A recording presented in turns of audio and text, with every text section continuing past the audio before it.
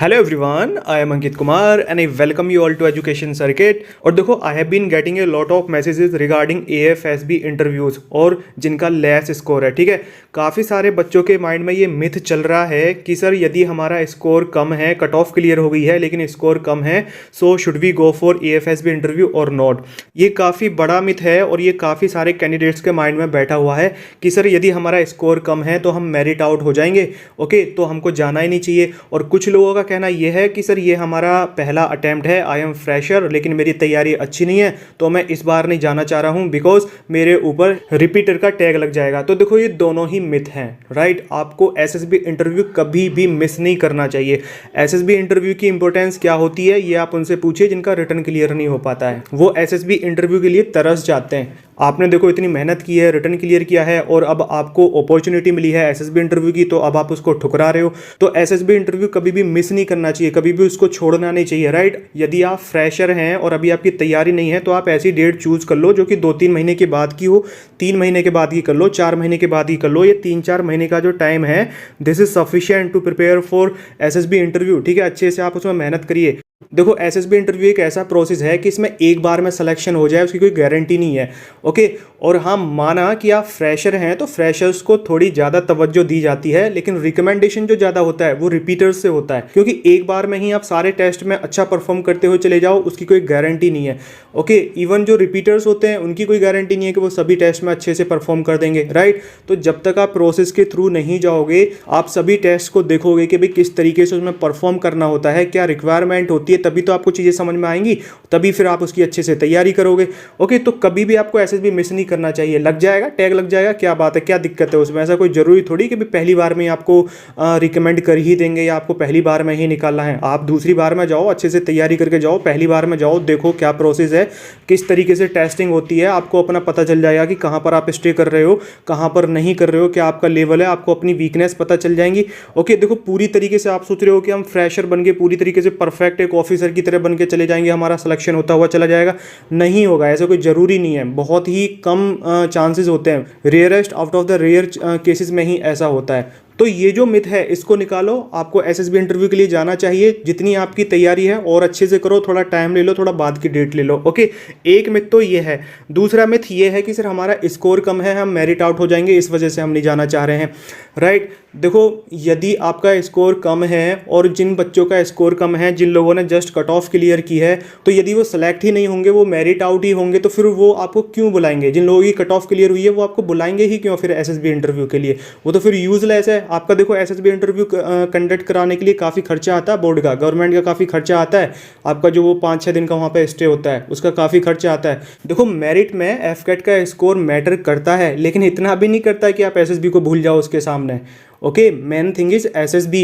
Return तो आपका clear हो गया, रिटर्न क्लियर हुआ है आपका एसएसबी के लिए, कि आपको एसएसबी के लिए बुलाया जाएगा या नहीं बुलाया जाएगा, राइट। लेकिन एसएसबी मेन थिंग होती है। ऑफिसर बनने के लिए जो टेस्टिंग होती है वो एसएसबी होती है, उसमें आपका पर्सनैलिटी टेस्ट होता है, राइट। जो एक फौजी बनने की, एक ऑफिसर बनने की जो रिक्वायरमेंट होती है वो एसएसबी होता है, ओके। और जिन लोगों के अच्छे नंबर आए हैं, पहली बात तो अच्छे नंबर वाले बहुत कम कैंडिडेट होते हैं, और जिनके आए हैं वो कोई जरूरी थोड़ी है सारे रिकमेंड हो जाएंगे कि मेरिट में वही जाएंगे सारे लोग निकल के। उनमें से काफ़ी लोग 250 नंबर लाने वाले, 262-63 नंबर वाले लोग भी पहले दिन स्क्रीन आउट होकर आते हैं। और फिर देखो, उसके बाद में स्टेज 1 में लोग बाहर होते हैं, फिर सेकंड स्टेज पर जो कॉन्फ्रेंस होती है उसमें लोग बाहर होते हैं। स्क्रीनिंग तो खैर काफ़ी लोग हो जाते हैं, लेकिन रिकमेंड कितने होते हैं, ओनली ए फ्यू। उसके बाद में फिर मेडिकल भी होता है, राइट। और फिर वहाँ पर जो CPSS होता है फ्लाइंग वालों के लिए, उसमें रिजेक्ट होते हैं लोग।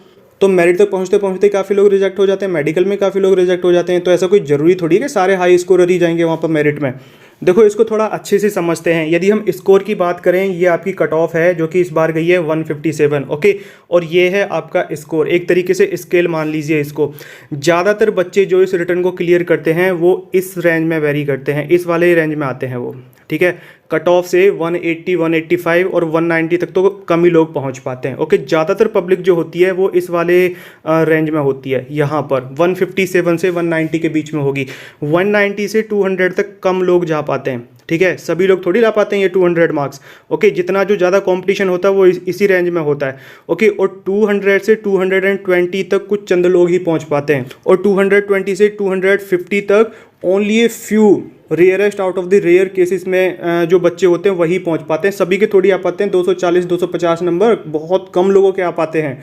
तो इस वाली रेंज में जो बच्चे होते हैं वो बहुत ही कम होते हैं। और ये जो बच्चे होते हैं कोई ज़रूरी थोड़ी है सारे मेरिट में पहुंचेंगे, ये स्क्रीन आउट भी होंगे, फिर कॉन्फ्रेंस आउट भी होंगे, फिर मेडिकल आउट भी होंगे, तब जाके कहीं ये वहाँ पर मेरिट में पहुंचेंगे, राइट। और देखो मैं आपको बता दूं, एसएसबी होता है एक पर्सनैलिटी टेस्ट, और ये है आपका एजुकेशनल बेसिस पर आपका जो नॉलेज है, जो आपने सीखा है, जो अपने पढ़ाई लिखाई से सीखा है।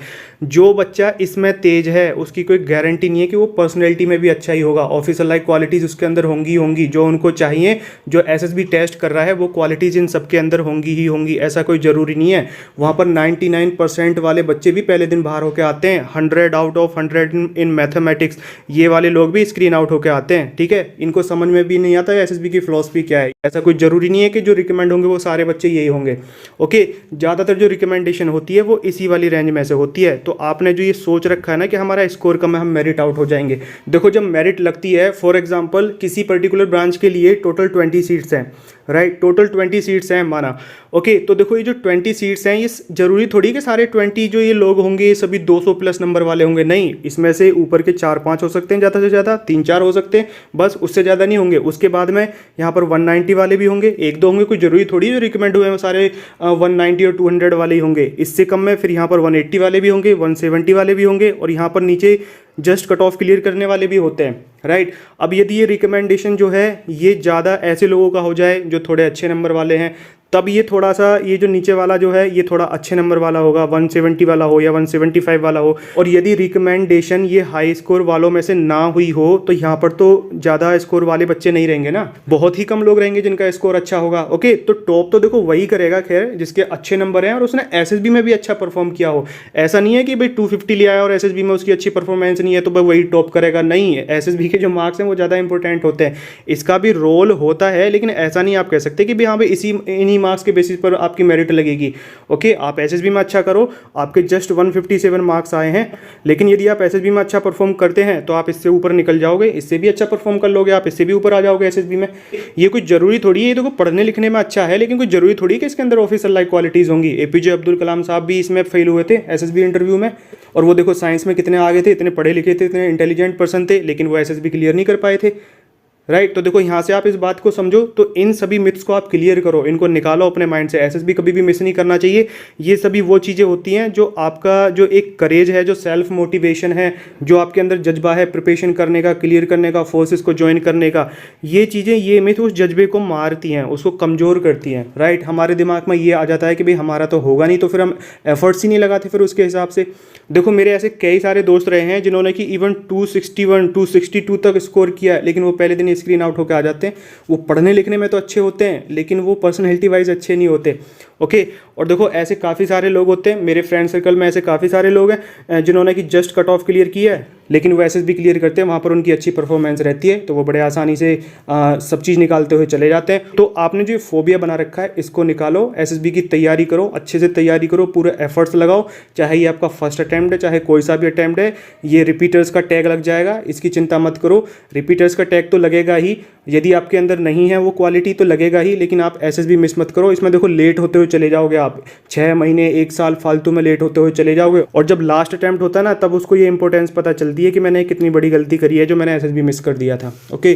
जो लास्ट अटैम्प्ट पर कैंडिडेट चल रहा होता है उसको पता होता है हर एसएसबी की क्या इंपॉर्टेंस होती है। तो ये बहुत ही बड़ी मिस्टेक है यदि आप एसएसबी मिस कर रहे हो और इस तरीके से सोच रहे हो।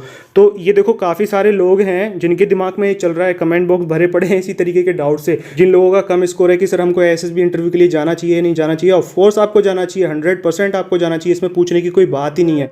तो आई होप आपको ये डाउट क्लियर हो गया होगा, ठीक है। अपना मन ठान लीजिए, पूरा अपना जो आपका एम है उस पर एकदम डट जाइए, तैयारी करो अच्छे से, ये इन सभी चीज़ों को अपने माइंड में लेके मत आओ। इसके अलावा यदि आपका कोई डाउट है so you are most welcome, you can ask your question in the comment box below and on Telegram also directly, link of Telegram is given in the description box below, okay.